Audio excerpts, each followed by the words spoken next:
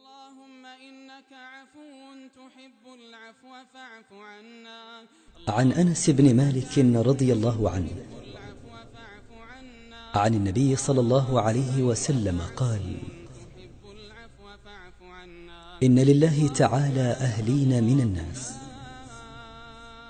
قيل: من هم يا رسول الله؟ قال: أهل القرآن، هم أهل الله وخاصته. إن في خلق السماوات والأرض واختلاف الليل والنهار لآيات لأولي الألباب الذين يذكرون الله قياما وقعودا وعلى جنوبهم ويتفكرون في خلق السماوات والأرض ربنا ما خلقت هذا باطلا سبحانك فقنا عذاب النار. ربنا إنك من تدخل النار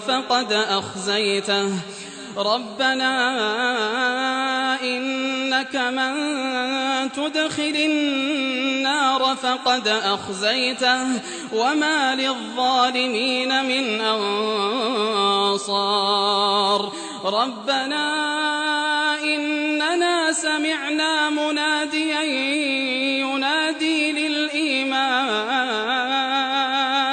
ينادي للإيمان أن آمنوا بربكم فآمنا. ربنا فاغفر لنا ذنوبنا وكفر عنا سيئاتنا وتوفنا مع الأبرار. ربنا وآتنا ما وعدتنا على رسلك ولا تخزنا يوم القيامة إنك لا تخلف الميعاد.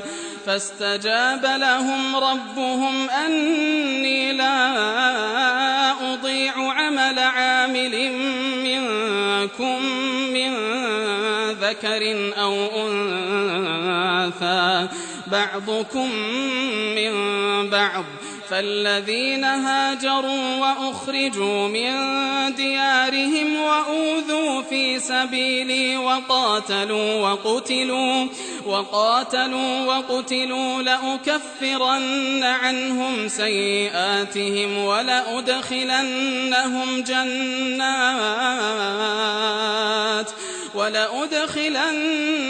جنات تجري من تحتها الأنهار ثوابا من عند الله والله عنده حسن الثواب.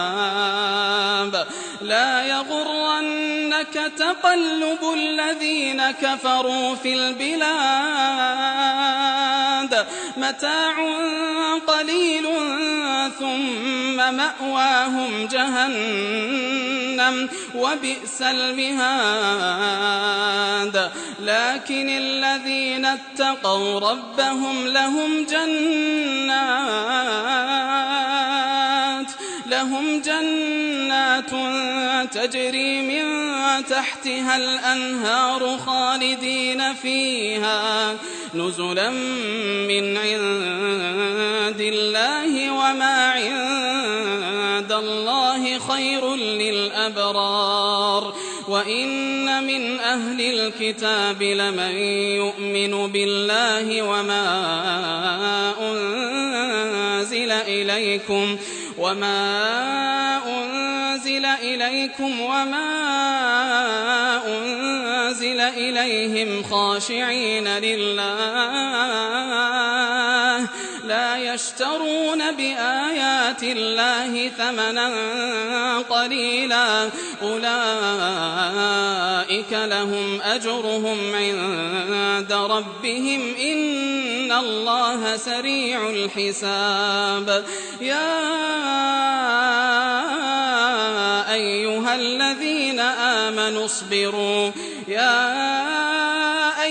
الذين آمنوا اصبروا وصابروا ورابطوا واتقوا الله لعلكم تفلحون.